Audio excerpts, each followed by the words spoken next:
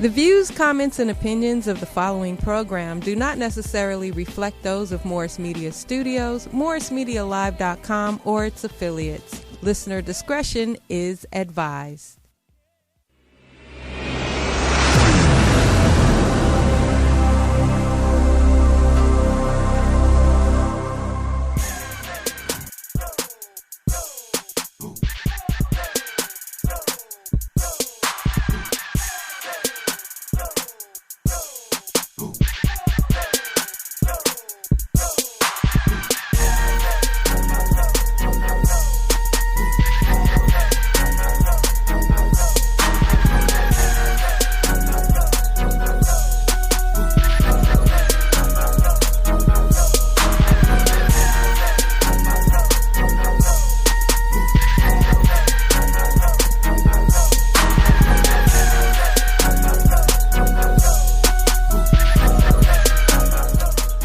Good morning. Good morning. Good morning.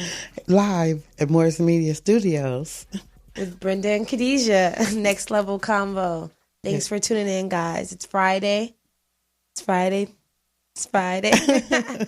And I always say her Friday is my Monday. I have to start really going to work now. It's Friday. Hey, good morning. How was your week? My week was really good. You know, last Friday we went out of town. We went to my little brother's football game in Arkansas. And we got back, Monday or Tuesday? Tuesday morning.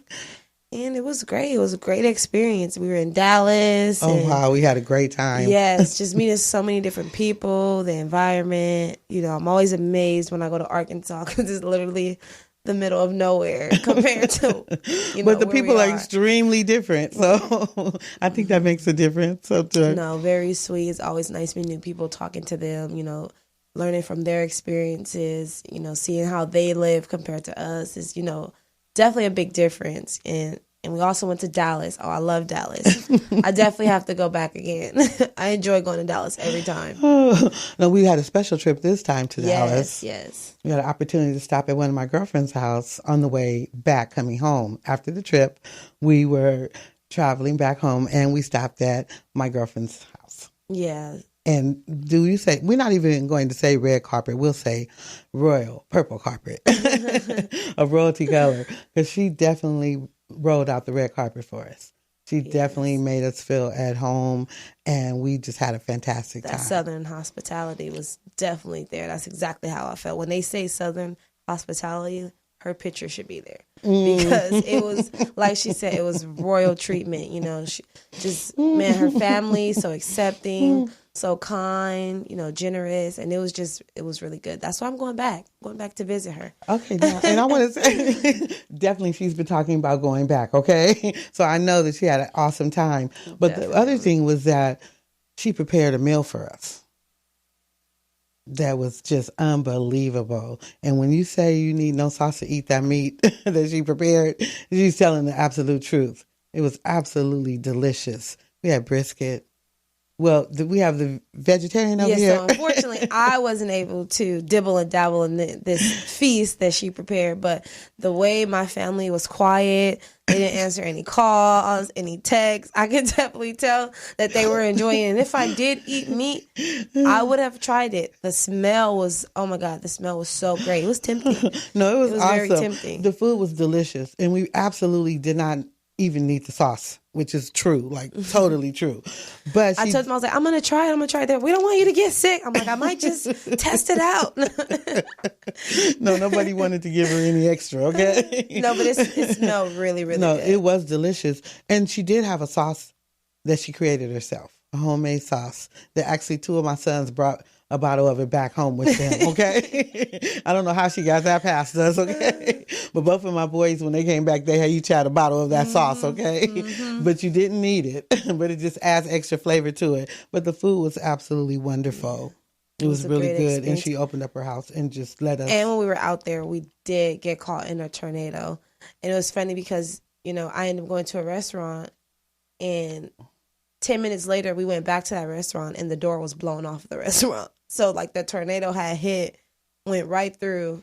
It was pretty crazy. I've, never experienced tornado or lightning the way I did in Dallas. That was Crazy experience. And we were totally watching it, okay? Yeah, on the news. We went outside and looked at it was just really amazing. Yeah, totally unbelievable. The tornado, that part was sad. That's kind of scary to live in, though, that it could just, I mean, things always could happen. Like, we're out here, we can get, earthquakes or different type of things, but just that lightning and then something coming and sweeping things up was a crazy experience. Right. It was the 15-minute experience from the restaurant to the house and back to the restaurant. Yeah, literally, we went to the restaurant. Everything was fine. And then you heard this big, I guess to them was an emergency call to warn you that a tornado was coming. So we're not thinking we don't know. We're not from Dallas. So we're just like, what's that noise? What's that noise? And they're like, oh, it's a warning. And we're like, a warning for what? And they're like, a tornado's about to come and it should be here for the next 15 to 20 minutes. And we're like, oh, okay, so, should we head out? What, so then we head back to her house, and within 5 minutes, they're like, the tornadoes hit, everybody covered for shelter, do this, do that. I'm like, oh my God, this just took a turn for the left. Should we leave? They're like, no, you're not going to be able to get anywhere in this weather. And I'm like, okay. So then they go back to the restaurant because I guess it hasn't hit yet, or it hit already. The doors are already blown off the restaurant within 10 minutes. And it was crazy. Just seeing the lightning and on the news, cars getting swept up, accidents on the freeway. It was pretty crazy. It was really, really crazy. I was shocked. I've never experienced something like that. So, but the food you received was really good. Oh right? Yeah, and the food out there is pretty good as well. I didn't get to try Miss Ann's food, but the food was really good. No, she had it. She had baked beans. It had meat in it. Yes, with turkey meat. Mm-hmm. She had cheesy potatoes. String beans, different types of cheesecakes, 2 different types of cakes. Literally royal treatment. She just broke it down all the way down to the last, anything you could possibly think that you wanted, and then offered us to stay at her home if the tornado hit too bad or we would run into it. So it was a great experience to end our trip. She totally just laid it out. And so was so appreciative. Oh, and they won the game on Saturday that we went to as well. Well, they blew the team out, so kind of wasn't a fair game, but it was a game. It was a game. I mean, it was fair. It was fair because they won, fair and square, but you wanted to see a little more competition. Well, I think that's coming on the 16th. So that was an awesome experience because at the game it was actually the homecoming game mixed with family, and all the alumni that ever went there were all out there with big picnic, barbecuing at the game. And they do it every year because we went last year, and, they really celebrate and party. All the alumni come, they barbecue, we just found out this year that they have breakfast early in the morning, and then they come back for lunch right before the game. So they're just going up, partying, turning up, hanging out all day, so they really take that homecoming serious. Right. And it was a good experience. It really was. The hospitality of most of the people was just unbelievable. Mm-hmm. I mean, people were offering you to come in their house. They didn't even know you. I always enjoy going. So it was just really beautiful Southern experience. Yeah. And it's such a different atmosphere compared to California, and how busy we are and super laid back. Yeah, it's a really good experience. So I definitely had fun and enjoyed my trip in Arkansas and Texas. All right. And the No Sauce Barbecue. That's the Johnsons, Eddie Johnson out in Dallas. You can call in. I believe it is called the No Sauce Barbecue. But I will have the number for you next week for sure. But I would like for you guys to try the barbecue. If you're out in Dallas or you go through there, that's just a really wonderful experience. So now I want to move into... So quote of the day. Let's go ahead and get started with a quote of the day. And this might have been something that I previously said, but I just stress it because it's just so important. My quote is, do not be a prisoner of your past. Do not be a prisoner of your past. And that just basically means, things that you've been through, things that you've experienced, whether they were traumatic, positive things. You could take all those things and learn from them so that you're still not subject to maybe things that you went through previously or ways that they have made you feel. You just take that experience, apply it to your life, and move forward. Find a way, if you went through something traumatic, find a way to cope with it, find a way to move forward. And again, just, don't be a prisoner to your past. You have to find ways to move on. And I feel like us as a people, sometimes we hold on to so much trauma and so many negative things that cloud our judgment and our perspective moving forward. And we really want to learn how to let those things go so you could continue to have an open mind and move forward in a positive way. And sometimes that's hard to do. So again, just let's find ways that we are not prisoners to our past. You know, things happen, we go through things, but we always should be looking to move forward, elevate as one, as a unit. If you have a family, you know, just try to do better. That's absolutely correct. Yeah. I'm really, really, like, that's totally awesome. Yeah. Because that's what we have to do. That's important. We hold on to so many different things, you know, whether, you know, your father wasn't there or, you know, you missed the opportunity at one point in your life. Right. You know, or, you know, you lost a family member or, you know, just anything that could have happened. I feel like we just hold on to it. And it's so easy to just be angry and negative and hostile. You know? But as a psychology major, why do you think that happens? Why do you think that people do that? Why is that so easy for us to do? Is to be negative or to look at something in a way that is not positive, same thing as negative, but, you know, just why do we do that? I think for a few reasons. One, like for an example, it's a lot easier to just lay in bed, watch TV, hang out, than to get up every morning, you know, go to work, be positive. It's just, we just accustom sometimes certain people, and also it could be environment as well. You know, if you are around a lot of negative people or you're around a lot of people that aren't pushing you to do better, that influence your decision, your mindset, your pattern. And, you know, it's different case by case because it's different things that affect why we think this way or why we do this. But just as a unit and as a people, for some reason, you know, it's just easier. It's just so much easier to be mad. If you do something to me, it is so much easier for me to just slap you. Right. Or it's so much easier for me to just get upset or want to turn violent. And that's the thing is the question is why, though? Because we have to understand that there's a root to that to make us want to behave that way. Or is it? I think it's influencing. So maybe if you might see something on TV that is, you know, displaying anger and hostility, or maybe in your household, what if your parents are, or your brothers and sisters are, you know, always fighting, or your parents are always physical, abusive, you know, you could easily correlate to that or relate to that, I should say, because that's what you're experiencing and that's what you're seeing. So you might be a little more angry because that's what everyone is pushing off around you. Right. So back to what you said, be around positive people that are going to make you have a positive attitude and have your mind growing and developing and becoming. Okay, I understand. That's a good concept because that's what we need. We have to do that. But, you know, there's multiple reasons. That might not just be the only reason that, of course, you know, someone could be acting a certain way, but we got to learn. But it is generational and it's really deep in our race. Yeah. So that's the thing. That's the real concern is that why is that play such a major part where we can gravitate towards that instead of gravitating towards helping each other, uplifting each other, understanding each other, and making a difference in someone's life. I totally agree. Why do you think it's so much easier? I just think some of it is there's a lot of reasons, as you stated, but I do believe that some of it is generational and mental. And generational and mental goes together. It goes a long way. And it's generation and mental. I like that you said that because I just recently seen a clip. It was a baby. She was probably like 1. Yep, I'll say about 1.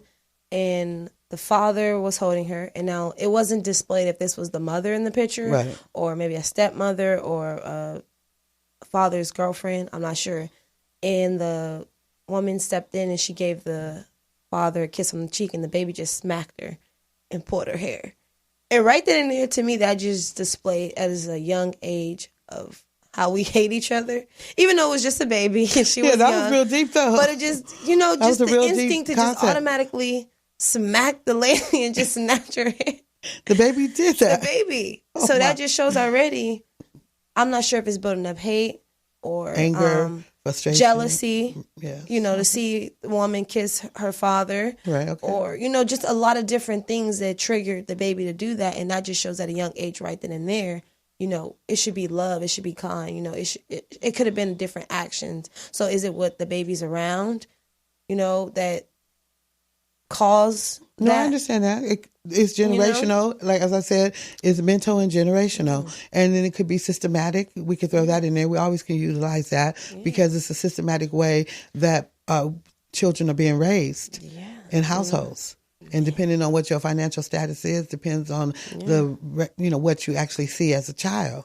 I mean, it doesn't put everybody in the same category. Please don't misunderstand me. No, we have some loving people out there. So myself. You can get a little bit of everything in each category, but we're talking majority. We're talking the larger numbers. And those are people that may not experience the same thing as someone that is more wealthy. Yeah, I agree. I feel like our people just sometimes are so quick to be hard on each other and go against each other than to work together. And that's what we need to figure out why. We should take a survey and ask people that question and then bring it back to the show so that we can ask people and just see what other people think and say. And if you have any ideas or concepts on it, please call in.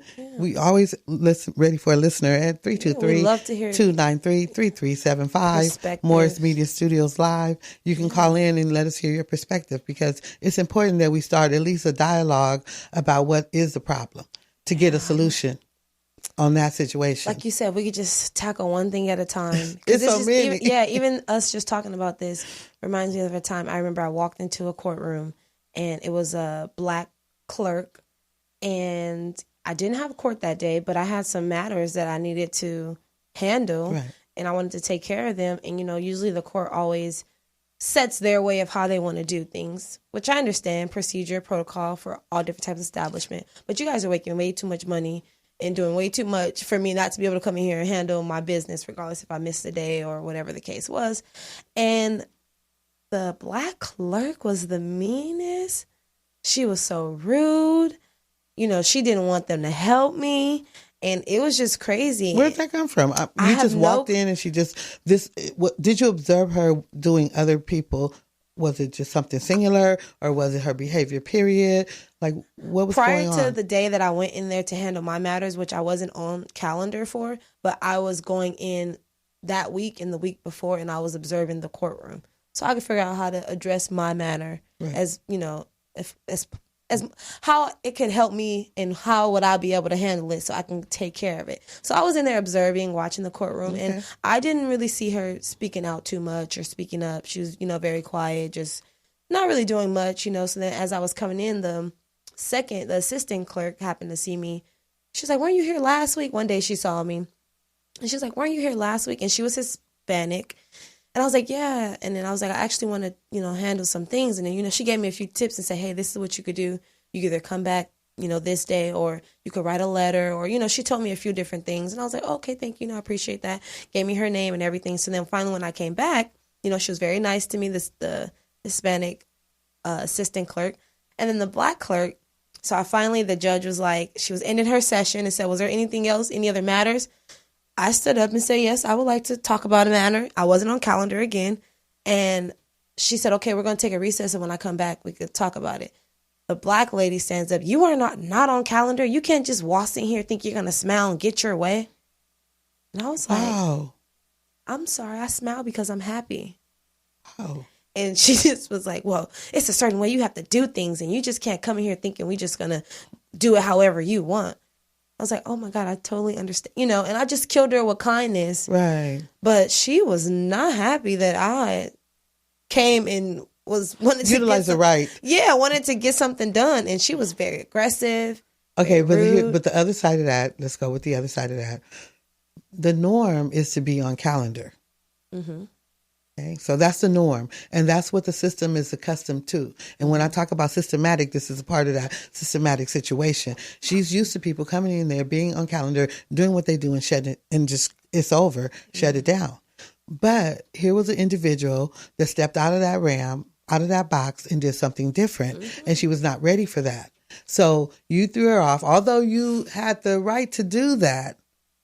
Really, you did. But at the same time, it's not the norm. So it threw her off. See, I appreciate you trying to be nice and sweet and see the perspective and try to be understanding of her side. But at the end of the day, there's a certain way you could talk to people, right, and there's a certain way you can handle things. Even if she felt some type of way or felt that I was out of turn and I shouldn't have done that, the judge jumped right on the bandwagon and said, yeah, we'll see her. I'm going to take a recess as soon as we come back. So once the judge override any policy that you guys usually do, you shouldn't have not had an attitude. Okay, from that perspective, I can understand. Especially as our colors, you should have, she should open the door. You should be privileged to do something more than the norm. Exactly. And you're the only one shutting me down in the courtroom.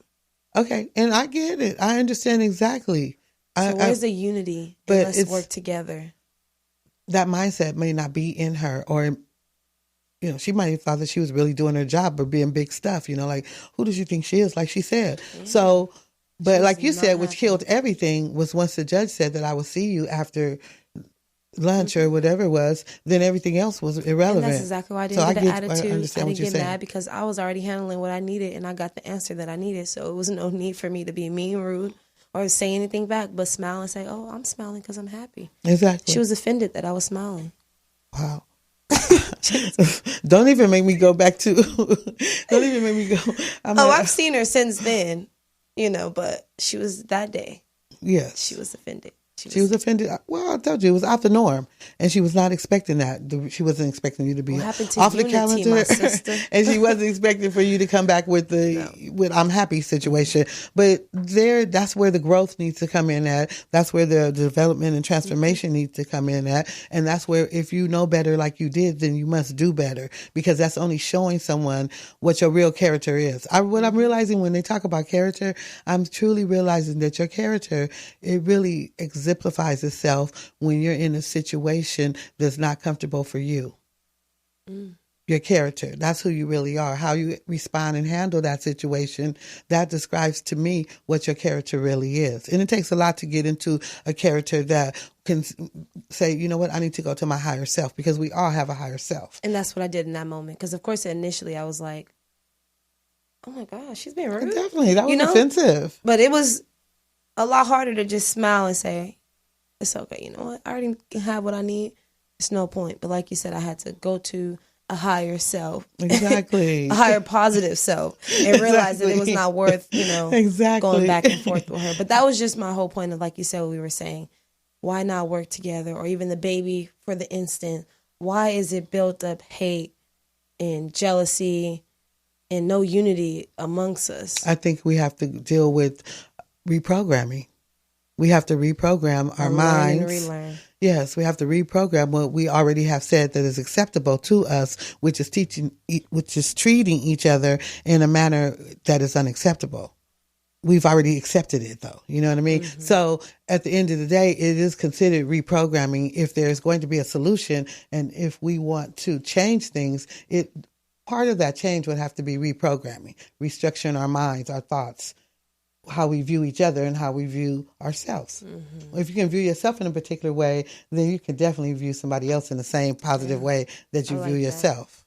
So we have to each one teach one, and it has to start with us. One person at a time, one brick at a time, one door at a time, one house at a time. It's just take your time, but move in that direction, which will move me into my quote of the day, or Nip's Corner, which I always say. So I want to say that I speak on this brother constantly because I feel like the marathon has to continue. And as I always say, the marathon is not about the money, but it is about the growth and development of a culture. And so that's why I appreciate and respect, from my perspective of what I got from him, one of the things which was loving our culture and moving forward with it. But I want to say this quote, and I may have said it before, but it just continues to play in my mind, so I really have to say it. He said that lucky, it's not about being lucky. It's about being prepared when the opportunity presents itself. So that just right there is that we have to be more prepared in whatever we do. I don't care what it is. Just if you can get better at it, become better.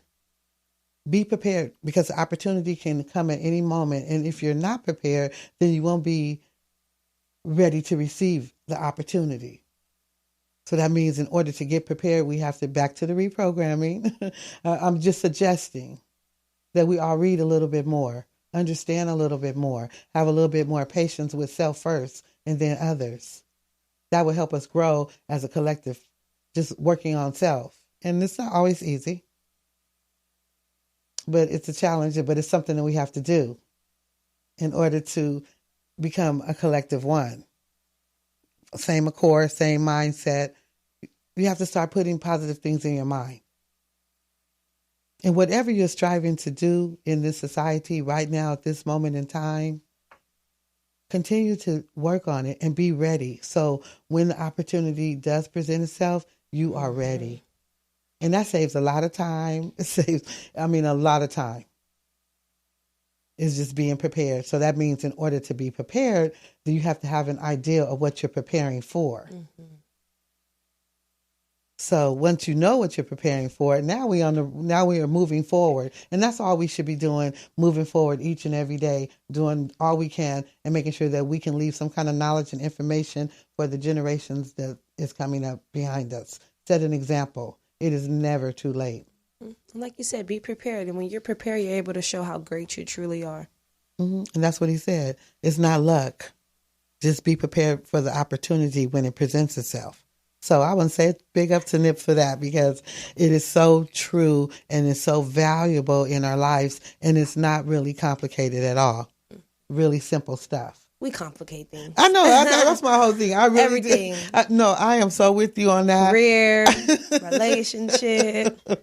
Absolutely. We just turn it all the way around, and we do not have it being what it's supposed to be. But that's just a part of the human race, and a part of all that not being knowledgeable and not being educated in appropriate manners. Not just school educated, not just street educated, not just self-educated, but educated well-roundedly, so you can have an understanding of all the elements that it takes to make it a success out of whatever it is, relationship, job, just whatever. Mm-hmm. You have to put the elements together, and it has to make sense.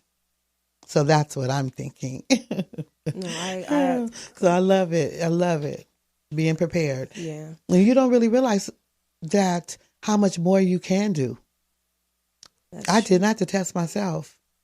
And I realized that, OMG, don't waste your time. Make sure that whatever you're doing, you're preparing yourself for something greater than where you are right now, no matter what it is. Sometimes people need rest. Don't misunderstand me. Sometimes you do need to rest. You need to take it easy. You need to figure it out. And you have those moments, but don't spend too much time on those moments because your life it goes by very quickly. It does. So I'm with be prepared. And it was a lesson for me. Mm-hmm. And not only just in my work, but also in my personal life. Just put everything in order. If you really can, you can. Not if you really can, but you can. If you just take a moment and take an assessment. This is not for everyone, but for those that this is a booster or a reminder, then it's for you. But if you can take those moments and just organize and structure your situation so that you can see what the next move is. And I always talked about the Game of Thrones, even though when the ending was horrible, but up until that 7th season, I love that show. And because I always learn so much from it. You can learn wherever you are. This is just one place that I picked up something that I thought was vital. And they used to always say different characters at different times would always say, what's next? And if you really think about that, what's next, that's asking you in your own self, what's next? And that's part of moving forward to excel, to achieve something else in your life that you could possibly share and can help someone grow. Because I believe if we can touch one person, do one thing good for one person and show a particular behavior, that will assist us in all that we do. So I'm with it. I totally agree with you. So I think we're going to take a quick break and then we'll come back with some hot topics. Okay. All right. Sounds good.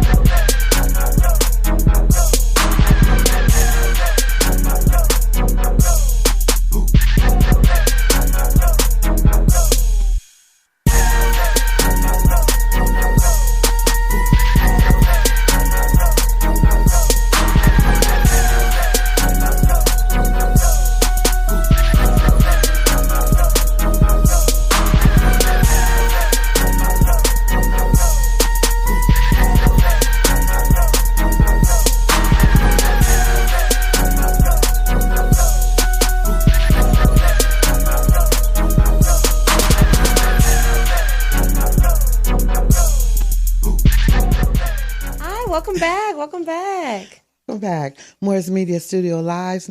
Next convo, next level convo with Brenda and KhadijaH. Yes. So I had a question. I was doing some, I was watching T.I.'s podcast, and he had his wife Tiny on, and they brought up a really important question. So I just kind of wanted to ask, see how we feel about it, share our thoughts. And the question was, should you marry for love or should you marry for security? Should you marry for love or should you marry for security? And you guys could definitely call in, give us your opinion. Let us know what you think. What's your perspective? Should you marry for love or should you marry for security, Brenda? What are your thoughts? Wow, that's really interesting. It's really interesting because I can look at that from a bird's eye view. Different perspectives. Okay, different perspectives. And you can call in at 323-293-3375. Next Level Convo with Brenda and KhadijaH. Okay, so love or security. I believe that at different levels in your life that you would experience those different things. So if you're really young, I do believe that most people marry for love. And then as you get older in life and you experience some things and go through some things, then it becomes more security. Just truthfully, I believe that. So you feel like it's different age points different that ages. you'll have. In mentality. But on the norm, a young person that's marrying at 18, 19, and 20, they're marrying because they just love each other. Now, someone that's getting married at an older age, you can still love each other, I think, in your 30s. Then when you get to your 40s and you're already experiencing stuff, it's like, okay, now what's going to best work for my life? And how's it going to be advantageous to my retirement, to me living? Just all those questions are just truthful questions that you should ask when you get to a certain point. But younger, it's, it's I love you and we can't live without each other, not knowing that if you're going to be completely educated. This does not apply to everybody because you have the other couples that meet in school, they have an educational plan and they go off like that. But then you also have the ones that just out of high school. Or, different things, different times. I just think the younger relationships are more out of love and older relationships are more out of, you need the security. That makes sense. And it sounds agree. bad. Yeah, I agree partially. But then I think what T.I. was saying is that some of the mothers now, maybe up under my generation, was teaching their daughters to just, hey, this 15 years of learning, you better make sure he's secure. You better make sure he can do something for you. You better make sure he has something. You can have that type of mentality as well. Yeah, he was stating that women are trained and taught. I think women are trained and taught about marriage, but I don't think on picking the right significant other. Not all women. Some people are, not everybody, but T.I. was basically saying that he felt that women are trained and taught how to pick for marriage and men are not. Right. And that just depends on background, as we always talk about, environment, upbringing, lifestyle, training. But at the same time, just on the average, I believe average everyday lifestyle, if you're young, you're looking for that love thing. But on the point of him saying that you're being trained that way, in today's society with social media and everything and having a mentality, I think there's always been women that said, I want to get with this guy because he has money. I think that's always been, period. But on a really larger scale, our mothers really sitting down telling their daughters, he better have something. You better train. You better make sure that he can take care of you and that type of thing. I think that's always a concern of a woman. It's just through her DNA and history of a woman is for security. And any mother would tell their daughter something of that nature. But there's many ways to say that. Yeah, I agree with him to a certain extent because I feel like we are trained to have this marriage image in our mind because you're playing with dolls and then you have the man doll and then you have the Barbie house, so you're already kind of putting that in your mind frame to I need to be with a man and we're gonna have this, to where men aren't really taught that unless that is what you're surrounded by. Your parents are together, you have family that are married. That's the only way that you will be able to learn, I would say, marriage wise, or the image of marriage, when you have that environment or you have that being displayed, But I do think you could marry for love and security. But I agree with your point to a certain extent as well, as far as maybe when you're younger, it's more of love because most people aren't as secure at a younger age as far as financially, you know? So like you said, if you're coming straight out of high school or you're young and you're getting married, you might not be as well off as if you were in their 30s or your 40s. But I do feel like you could still marry for security if this person has goals, this person has plans and aspirations. That's a good point. Hey, I love you, you love me. I know we're both going to be somewhere someday because our mentalities are at this state and we are on the same level as far as thinking and the goals and, you know, determine. You could see that you could have that security later in life. No, absolutely. Because I want to just piggyback on that just a little bit, because I do believe that I don't care what age you are at and you are in a relationship, that relationship should have purpose. It should have purpose. And the relationship should be based on the loyalty and the trust that you have between the two people that's in it, as well as the development part of it. Where are we going and what is the final outcome, or what do you want?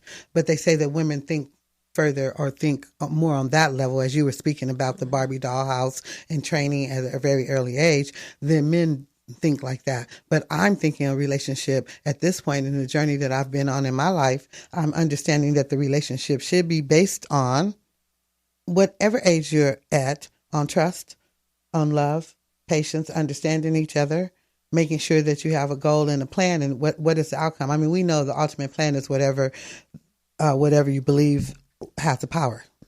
God, Allah, you know, whatever you believe has that power. But what you can do as on this earth in regards to maintaining a relationship, it should be about power coupling. It should be about, this is my guy, this is my girl. We're about to do this thing together in life. And I love you and I've made a commitment to you. I'm not going to do anything outside of that, but let's grow together. Let's move together. Let's shine together. Let's make it happen. At some point in our lives, I think that's what relationships should be about. Not saying that I'm completely right, and there's a lot of variables that can go into that, but at the same time, that's the overall picture of a relationship. And that's with anybody in your life. Sisters, you have a relationship, and it should be based on, I love you and we're here for each other to support each other. Every relationship should have its purpose. And if you don't understand that purpose and we just going day to day with, okay, yeah, hey, then it's like, what is that? Yeah. We understand that we have to do better, and we have to be examples for those that are watching us in all of our relationships with our family, our relationships with your mate, your relationship with your friends. Every relationship should be something that you can step up to. I mean, you have your moments with your girls when you could just be with your girls and do, or with whoever and be just completely loose or whatever. I'm not speaking on that type. I'm just talking about the buildup of each relationship. And as we move forward to become a collective group, we have to make sure that we enhance our relationships. Yeah. So back to the question, security and love. You do want to pick someone that you could be financially stable with and have that security. But at the end of the day, the security that you should be looking for should be within yourself. Exactly. You shouldn't be able to ask someone else to do something that you can't do for yourself. Exactly. But I'm saying that when I'm speaking on relationships, and I'm talking, first of all, we know what I've learned on my journey. I'm going to say that. What I've learned on my journey is the independence beats it all. Because what you can do for that's yourself. Something they can't take away. Say if you guys end up splitting or something and he was the security, then where does that leave you? But the independence just period should be, but a part of the growing together is working together. You're putting in your end, that person's putting in their end, and you're putting it together to make a bigger end. So that was part of the growth of it. But being independent can also fall into that, because it takes you to get up to go do whatever, run your own business. I'm just not even going to say go get a job or work for nobody. I'm just going to leave it at run your own business. It takes a lot for that to happen. So as a woman and a man, each bringing something to the table, growing together, but we have that separate See, there it is. I got to do this for myself. And that's part of that mentality of us not being a collective whole. Well, I think if you're doing it for yourself, eventually your partner will also benefit your partner as well. Because if you're building yourself and you're growing something and you guys are a unit, it will benefit them. We're saying the same thing. No, I'm saying I'm agreeing with you. And that's what it is. That's the relationship that I think that we've lost what the definition of it is from looking at reality television, looking at the Instagram people that are doing what they're doing instantly, opposed to what is it to build a relationship. Because most of our little young celebrities, they jumping from person to person, and it's a circle. They all in the same little circle. But at the same time, I'm talking about, I understand the relationship. If you understand what it is and you're building it, it's all of it is included. Mm-hmm. Everything is included in your relationships with everyone, whoever the relationship may be with. Your sister and brother should always be at the highest level. Your relationship with your husband should always be at the highest level. Your relationship with your boyfriend should always be at the highest level. Your relationship with your girlfriend, any relationship should always be at our highest level at this point. And I agree, because now that you're speaking on different types of relationships, I feel like all those relationships will play a part in your actual relationship with your loved one or your significant other, because it displays what kind of relationship do you have with your family, what kind of relationship do you have with your friends or co-workers or whatever the case is. That will kind of give you a definition of what type of person this is and what type of person you're dating or what type of person you're going to be with. Because sometimes a little skeptical is like, hey, you don't have no friends? Or hey, you don't get along with none of your family? Like, okay, is it you? Is it them? Like, so it'll kind of give you a little insight on what type of person that they will be in your love relationship, your significant other relationship. So it plays a part. Yeah, it does. All of it is good stuff. It is. Speaking of relationships, we need to talk about this little Fizz and April relationship. Wow. I thought they were just friends. I felt for it a little bit because I'm just like, okay, hey, you could sometimes have that friend that you guys are really, really cool with, and maybe it's a little chemistry there, but nobody want to test that boundary.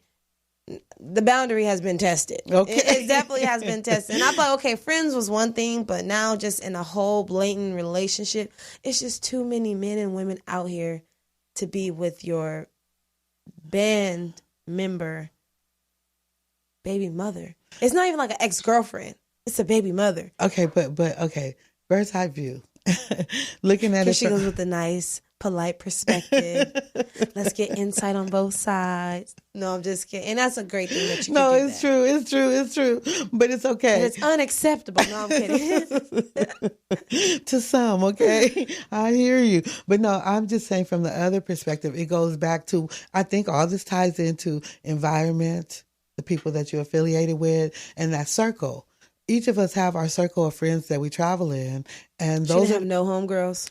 I'm just saying from one other perspective. I get you. No, with her attitude, no, she doesn't have any homegirls. Yeah. But within that circle of people, and you do become friends with people in that circle. And I think that maybe he was a person that listened and understood, because he totally had his hands full with the other young lady.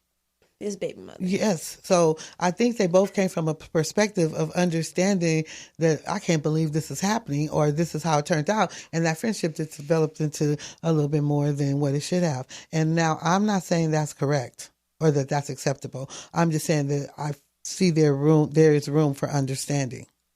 I can see where the relationship blossomed. Like you said, we're in the band together with your baby father. You're always around. You guys break up. We become friends. Me and you get tight. Now I move in. You're helping me out. I'm helping you out. And now we're there for each other. And at the end of the night, when it's just nobody there, it's us two. Right. Some things are going to happen. He's attractive. She's attractive. He's living with her. She's probably walking around looking good. Things are going to happen. But I just feel like it's just supposed to be some type of respect. I think that was gone a long time ago with, what do we have? Internet? No. Instagram? I'm saying even just for Fizz. Now, the baby mother might not have the respect because, she's mad. She's in her feelings. She feels some type of way about the relationship ending. Maybe she wanted to get him back, or she was doing it out of spite and now fell for him, whatever the case is. But little Fizz, you guys are in a band. You guys are trying to reunite and, get opportunities back to your fans and provide opportunities for your family so that you're getting this money, getting to the bag, as they would say, and you in the relationship with the band member, baby mother. It's just no respect. Okay, and I think that says a lot from a different perspective. I think it says a lot about the power of friendship turning into love, because I think he loves her in order to do that. Oh my God.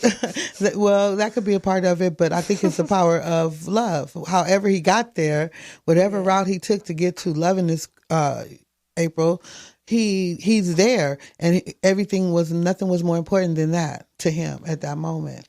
How do you explain that to the kids? Like, oh, this is Uncle Fizz. Well, now this is Daddy's Fizz. We're in 2019, approaching 220. And so none of that matters. Everything, just all the morals and values. So do you think Omarion should go back on tour with Little Fizz? I think they should go get the bag.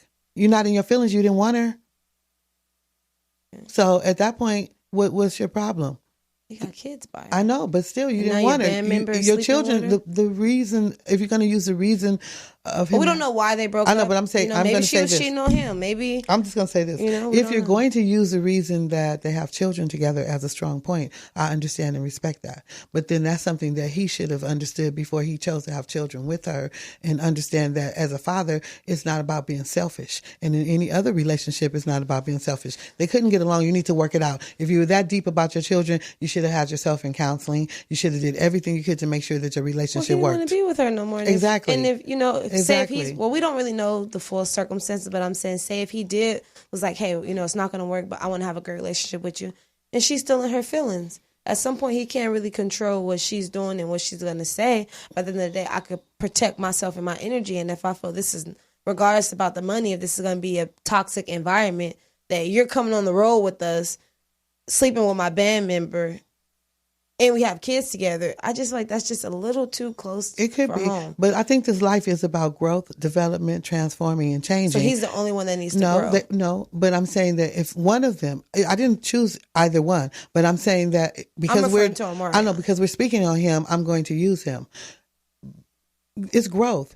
Is your bag bigger than your feelings? Is your bag, it's done. They're doing it. It's a wrap. So he can't be around your children. You're never going to come to the house and see him. So you need to get adjusted and adapt and keep it moving. Because if they are in a relationship, you understand what I'm saying? They're living together. He has children with her. They're going to interact at some point, unless they just have this meet me on road D and we'll get the children type of thing. See, now I just feel like it could have been a little different because even if you watch like the Love and Hip Hop show, Little Fizz says, no, I never spoke to Omarion about it. Like, he ain't said nothing about me till April, so I'm not going to say nothing. I feel like even if Little Fizz had a better approach and went to him man to man and said, hey, this will happen.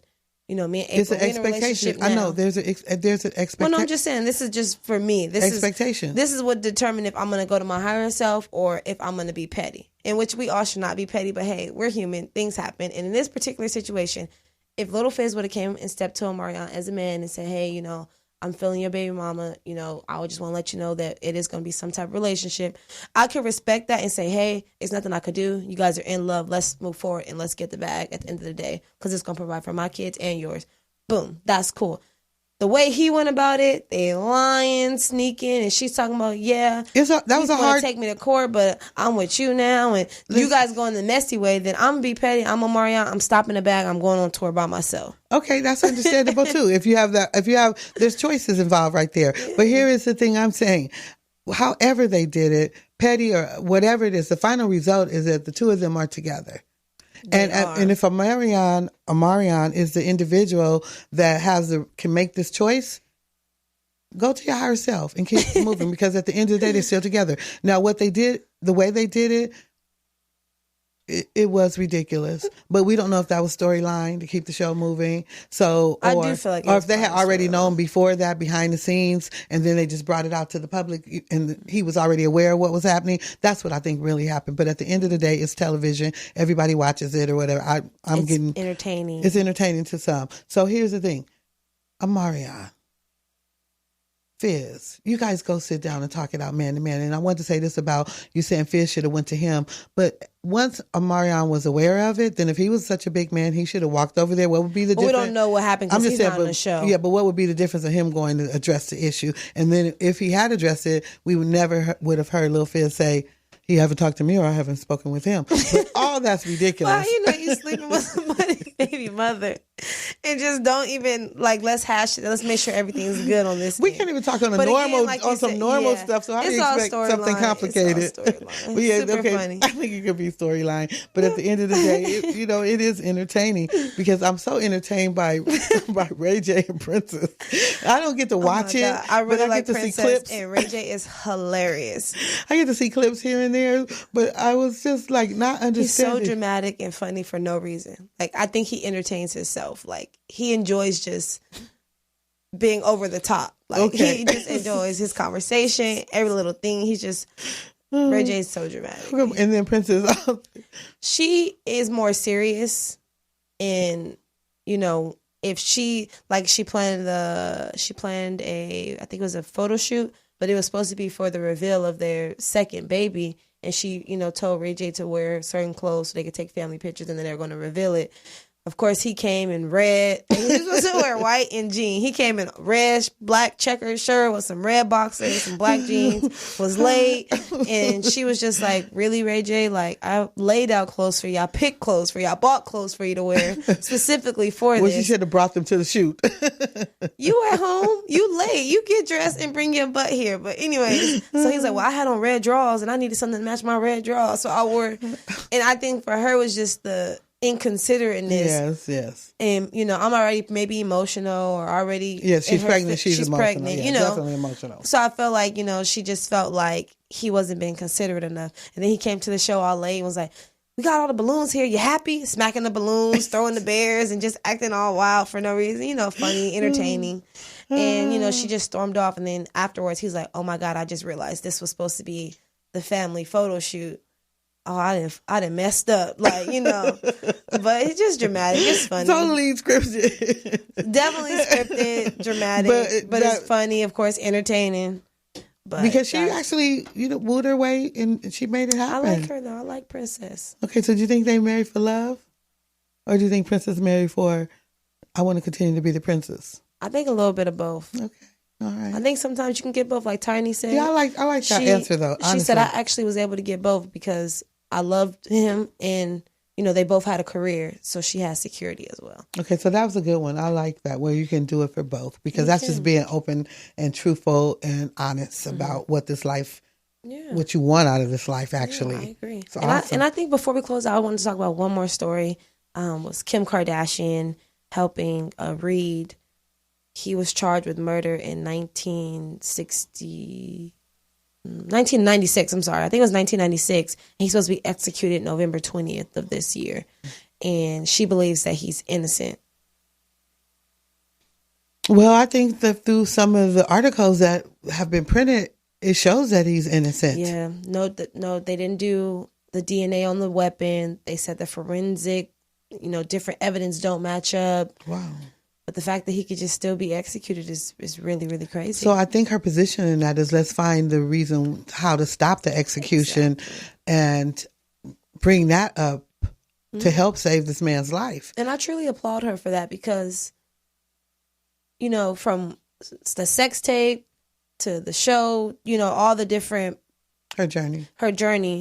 The fact that you are taking the time and the effort for whatever, it doesn't matter what her reasoning is or why she's doing it or whatever, the fact that she is doing it one person at a time and using her platform, her hundreds of millions of followers, her connections, to help someone else or save their life. I could really applaud that. And I think that's very brave of her. I think that's a great thing to do, to have that platform and utilize it in a positive way, transforming it from having a sex tape to prison reform. Yes. I think there are a lot of people... Love them black men, though. No, absolutely. I think there are a lot of people that also do wonderful things like that and not get the acknowledgement of it. But because of her platform, it is worthy of acknowledging the fact that she is trying to save one life. Mm-hmm. And I think that is important. To save one life. And that's the same thing what we've been talking about, the whole collective culture thing, is if you could touch one person or one person can change or there's something that we can do to assist someone else other than ourselves, then we're doing something big. So each of us have to get on that bandwagon and know that we can touch somebody, change one thing. And if we do that, then we're collectively bringing our culture together. And that's what we need. I want to say Morris Media Studios Live, Next Level Convo with Brenda and KhadijaH. And have a wonderful weekend. Yes, thanks for tuning in. Thank you.